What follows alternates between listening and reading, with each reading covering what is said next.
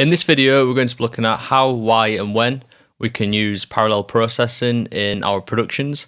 And I'm going to show you a few different techniques in which you can implement it, and also different ways that you can achieve parallel processing. And one thing I want to say before we get started is when playing around with parallel processing, always make sure you keep an eye on latency. So I found with some plugins, if I have them on the return channel, some plugins do induce latency and you will end up with phasing effects. So just make sure that you look into that and just make sure you're not getting any phasing effects. There is ways around it. I'm going to show you a few different ways that I kind of achieve parallel processing, and if one doesn't work and you're getting phasing, one of the other ones will work. So yeah, let's dive straight in. So the first technique that I'm going to show you is using drive and saturation in a parallel way. And so to do this, we're going to be playing around with this sound here.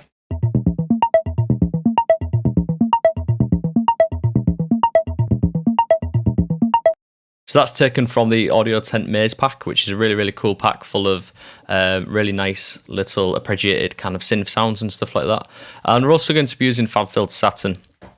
And I've loaded in the Audiotent FabFilter Saturn preset bank, which is amazing. Some really cool stuff in there. So I just landed on this very first preset here. And what I'm going to do is just dial it in using the mix wet knob. So when you open it up originally, it sounds like this.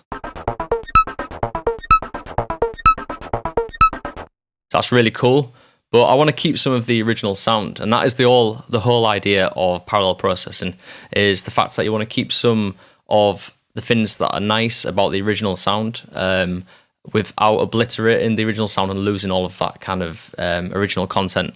So what we're going to do is we're going to let it play, and I'm just going to dial in the mix wet knob here.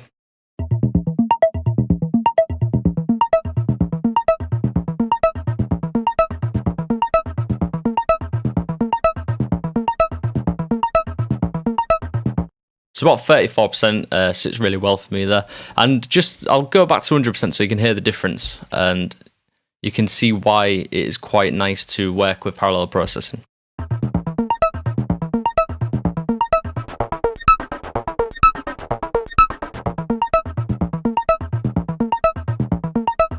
So it's just little things like when you go full wet, you're kind of losing some of that low end saturation. But obviously, if we put it back in on the graph here, push that back in, you might lose some of that quality that we get from this preset, for instance. And so let's move on to the next one. So the next technique, we're going to be working with chorus effect.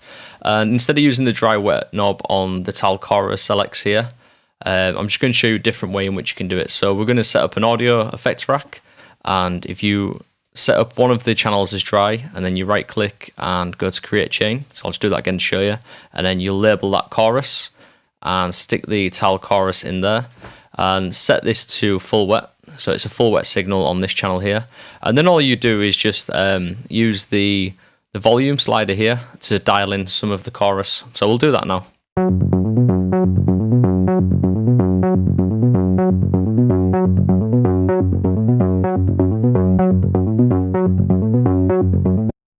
So it's also a good idea to put in a utility plugin as well, unless you want to just do it on the channel itself. But with the utility plugin, I can make adjustments after the effects to bring the gain down, because obviously when you start parallel processing, you've got two instances of the sound, and that's obviously pushing up the gain of the track. And another reason why I put the utility in there is because later on down the chain, you might have things like compressors and that, and you might have set them to a level which you're happy with. So if you make the adjustments to put it back to the level that it was at, then you don't have to go further down the chain, changing other elements. So we'll do that now, and we'll try and A/B it.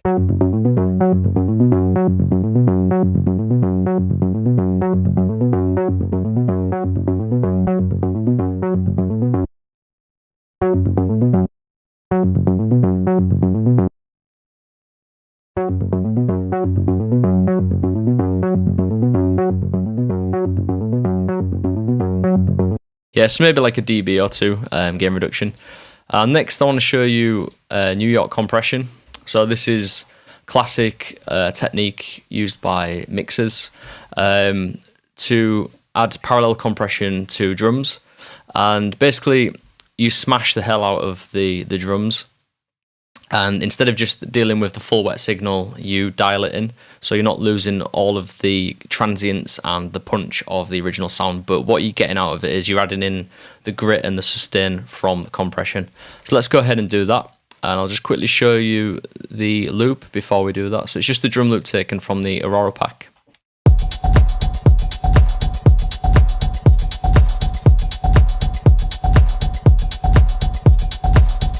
So yeah, we're just going to look at smashing that drum sound basically, and then we're going to dial it back. So if we just bring the output down, because it's going to get pretty hot, and we turn this up to full wet, and I'm just going to play around. I'm going to start around this section with the drive and the compression, and then we're going to move into these sections here.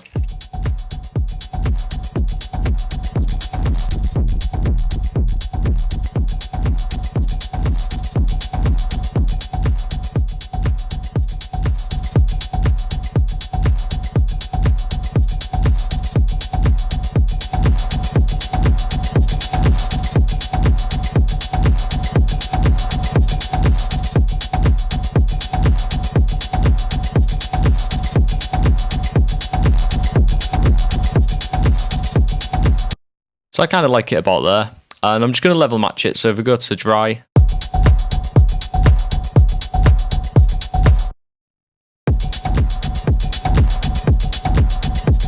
I really like to get them kind of at the same level,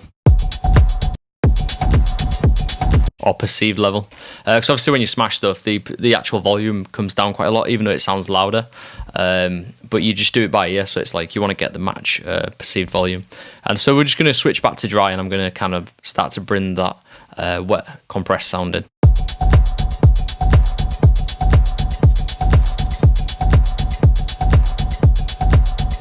About there feels quite nice to me, so we'll just do a quick A/B.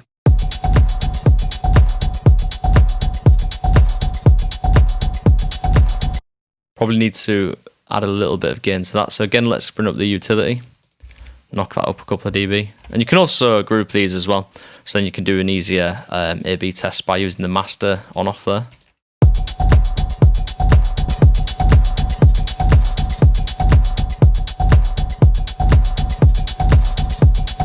So that's a really easy way to add in some more grit and distortion using the compressor onto a loop or a drum bus without taking away the original transients and punch from the original drums. So the next technique we're going to look at is a really easy one, which we all use pretty much anyway, but it's worth bringing up when talking about parallel processing, and that is when you use reverb sends and delay sends. When they're on the return on full wet, that is classed as like a parallel process. So yeah, just for the sake of the demonstration, let's have a quick listen to this. And we're just going to start to dial in the reverb send.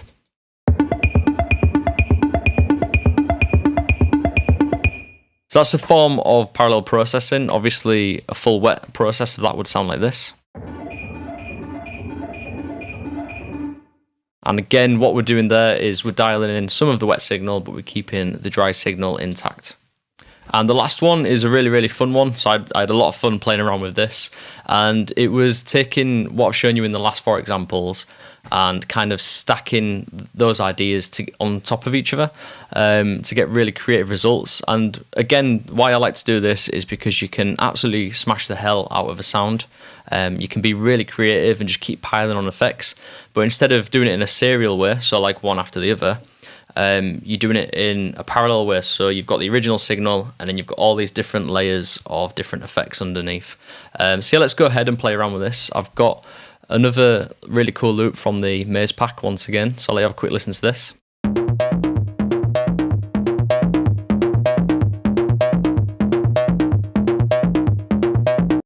And then in this audio effects rack here, I've got a bit crusher, Ableton's erosion, we've got Ableton's pedal, and we've got a vocoder as well, which I've used in a previous video because I really like the kind of noisy carrier that you get with that. So let's start to dial these in. I've already picked settings that I kind of liked for each one just to save a little bit of time.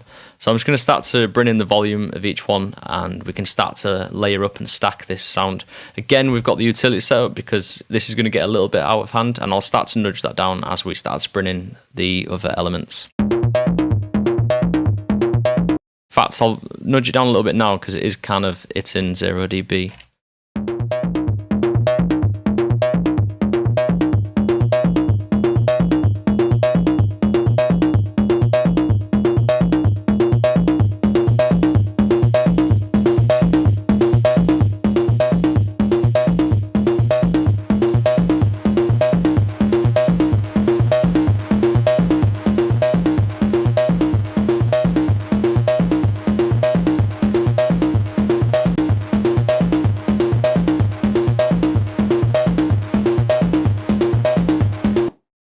So yeah, I really like that. It's really cool, really creative way of doing it. And let's just have a quick A/B if we can. It might spike up in volume. Let's have a quick listen.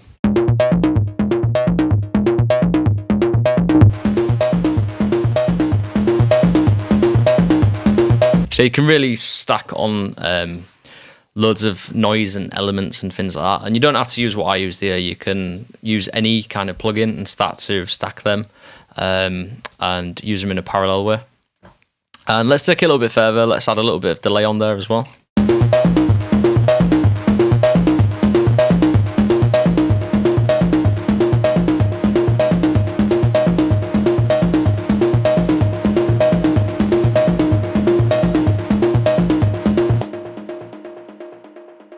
So you got, it's a really fun way to play around with the parallel processing technique. And another kind of little thing that I want to touch upon is what I talked about earlier about some plugins having latency issues, which can affect the phasing. So if you have that kind of problem, a really easy way to get around it, if none of these other ways work, is to just double up the loop. So let's say if this one was dry and we had nothing on it. And I'll tell you what, let's just delete this just for the sake of it. So yeah, what you do is, let's say if you wanted to parallel process this one and you was getting phasing issues, if you just copy over the loop in this window, or you can do it in the arrangement window as well. If you copy it over, put the effects on, so let's just drag one up. So let's just say if we use, I don't know, the Redux again maybe. Yeah, if you've got the Redux there, and then you just dial in whatever you want on there, so like bring up the downsample and stuff, and then go to freeze track, and then just flatten. So now we've got the wet version in here, and then we can stack that up with the original audio. I found that's a really, really easy way to do it, especially when using plugins like Native Instruments Guitar Rig and things like that, when you want to do massive stacks of stuff. Also, it keeps CPU down as well. So that's another way of doing it in which you can get around the phasing issues if you come across them. So there's 5 really easy and simple ways to get to grips with parallel processing, and I hope that's give you a little bit of inspiration when you start working on your next track. Next, I'd like to know, have you got any ways in which you use parallel processing that is really doing it for you and you're getting some really, really creative results? What are your favourite plugins when parallel processing? So do you use Audiotent stock plugins, or have you got some third-party ones that are really, really great and you'd like to share with myself and the rest of us? That would be absolutely amazing. I can't wait to check those comments out, so just leave them in the comment section below and I'll catch you next time. Thank you.